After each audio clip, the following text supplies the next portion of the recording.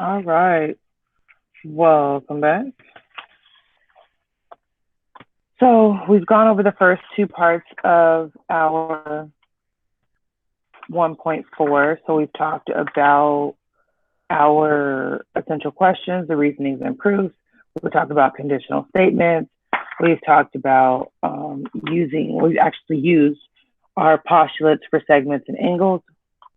Now we're going to go into using postulates about lines and planes. So we're going to give ourselves some examples. So in this first one, it says, through any 2 points, there's exactly one line.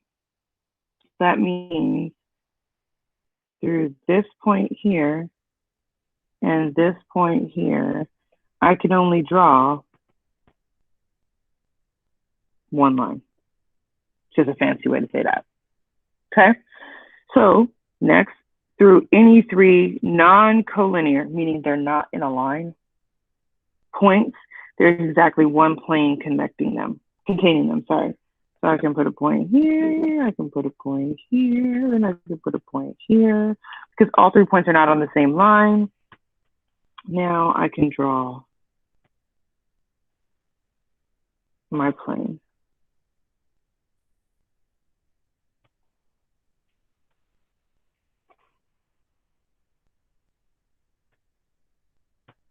Done. Okay, next part. If 2 points lie in a plane, then the line containing those points lies in the plane. Okay, 2 points. 2 points. 1, 2, and they connect the line. We're going to make this point bigger. That looks like it sits on the line. Then we're going to draw our plane. Boop.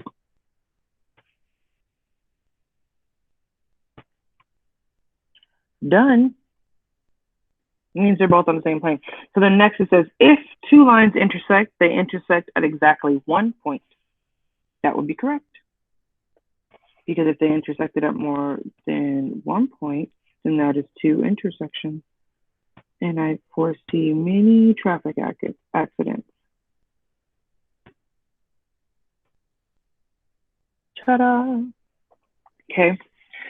Now it says, if 2 planes intersect, they intersect at exactly 1 line. So if it's planes, it has to be a line.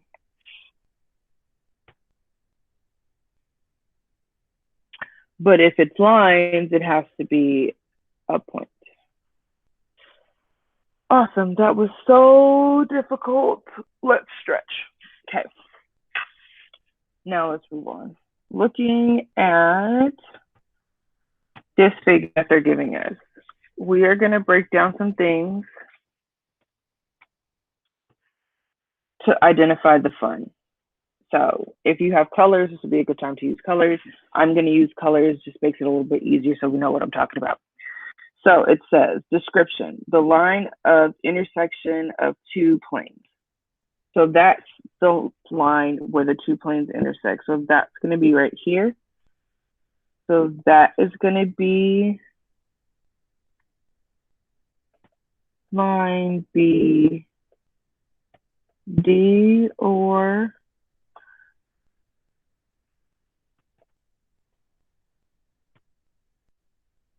line BD. Both of them mean the same thing. Okay, the point of intersection of 2 lines. So now we're looking for the point where 2 lines intersect. So if I'm looking at this is a line and that's a line, so I'm going to go with this point right here. So that's going to be point C. Okay.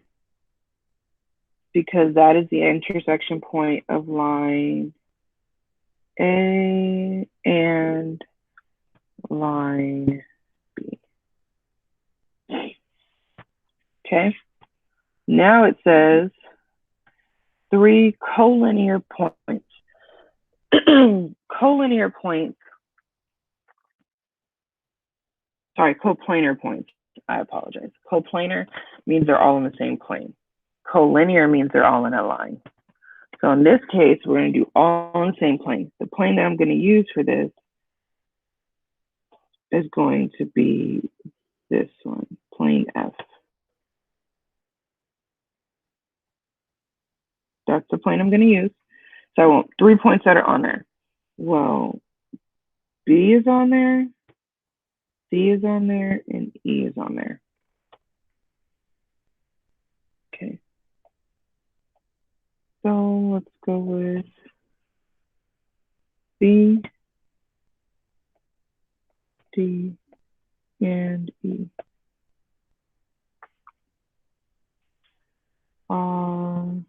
Coplanar.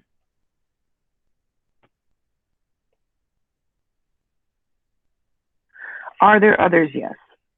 You could have used plane N and found other points, but we used plane F, and those are the points that we used. Could you have used D? Yes, you could have used D. I'm sorry, you could have used. Could you have used C? Yes, you could have used C. Hold on. Let's go back because I highlighted C, so we used D. You could have also used C. C's on there as well, but they only asked for 3. Okay, 3 collinear points. These are 3 points that are on a line. So I want 3 points that are on a line, which means I'm going to have to reuse a line. So I'm going to use, because line A only has 2 points, A and C. They don't give me another one. So I'm going to have to use line B here. And the 3 points on that line are B, C, and D. So now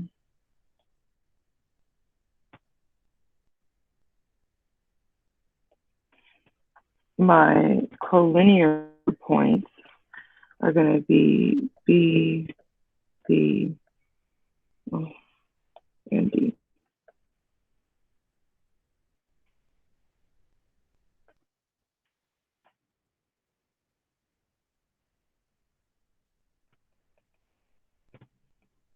And collinear means they're just in a line. All right, so we have rocked through that. No muss, no fuss, no harm, no foul. So we've done page 4, 5, and 6. So we're just going to blast right into page 7, and it's going to be the end of the notes. What this gives you is something you're going to want to hold on to, tape to a wall, put it up where you're going to do your work, whichever. Your properties of equality. These are things you're going to see all the time. So you're going to want to make sure that you hold on to them. Okay, so we're going to read through some examples here, and I'm going to walk you through because it does give you what you need, and then you're going to go ahead and fill in the bottom one, or we're going to go ahead and fill in the bottom one. So this is what's going to happen. So we're going to walk through.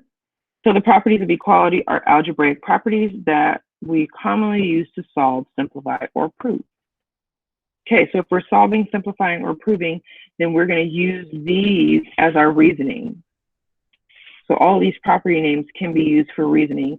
So you see how over to the side over here, it gives us reasons why these things work. Just like in the note I was doing, I was saying we're using our algebra skills and we're combining like terms, and then we're going to use an inverse operation to isolate the variable. This is your explanation. How did I get from here to here? Well, I use the addition property of equality. Well, how did I get from here to here? Well, I use the division property of equality. Well, how did I get from here to here? Well, I use the symmetric property of equality. You're telling me how you did it. So they said use deductive reasoning to solve the equation. They said 14 is equal to 3x minus 4. Okay. In other words, solve algebraically and cite the properties that you use as you progress through the problem. So from here to here, they added 4 to both sides. So they use the addition property of equality. From here to here, so from, well, I'm pointing and you can't see, so that doesn't help. So from here to here, they added 4 to both sides. They use the addition property of equality. Well, then from here to here, they divided both sides by 3. So they use the division property of equality. Then from here to here, they said this is the same as saying this, so I can flip it. That's that order matters part. So you didn't change anything about it. You just changed the location of each part. So you just flipped them. So it's the symmetric property of equality. You didn't change X to a negative, you didn't change 6 to a negative, you just switched the location on which side of the equal sign it showed up. Okay, so now we're gonna do one. If I was you, I would pause the video right here. That way you can work it out and then you can turn the video back on or unpause the video and then we can work through it and you can see if you got it right. So let's take a look. First thing I'm gonna always do is just solve it. First thing you do is just solve it. Why? Because that makes it easier. So then you can tell what you did. So first thing I'm gonna do, and I'm gonna change colors, so I'm gonna work in, actually I'm gonna work in pink right now. So in this case, well, I'm trying to isolate my variable, so I need to move something. So I'm going to subtract 17 from both sides. Well, 17 minus 9. So we're going to look at what we did to move that. When I subtracted everything, so 17 from both sides, well, what property did I use? Well, the subtraction property of equality. And I said that I had, actually it's negative 17, 9 minus 17. That's going to give me a negative number. So 9 minus 17 is going to give me a negative 8. Okay, so then I need x by itself. So I need to divide both sides by a negative 4. So that's going to leave me with a positive 2. What did they do?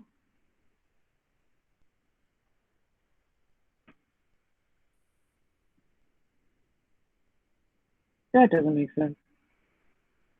Hold on. Oh, they're just writing it out. Okay, so that's the solution to the first part. I'm subtracting 17 from both sides. So then I have negative 8 here. Well, what am I going to do to get that? Doesn't need to be there. We're going to get rid of that step. That's just going to make you guys confused. We don't care about that step. It's not necessary. We can do it all right here. So then we're going to take our negative 4. We're going to divide both sides by negative 4. That's going to give us a positive 2 here. Since I have a positive 2 here, well, how did I get from here to here? I use the division.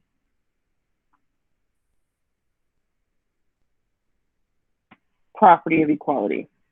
Well, we can't write 2 is 8. No, well, 2 is x. Well, 2 isn't x. So we have to switch the order. So x is 2. So that means I use the symmetric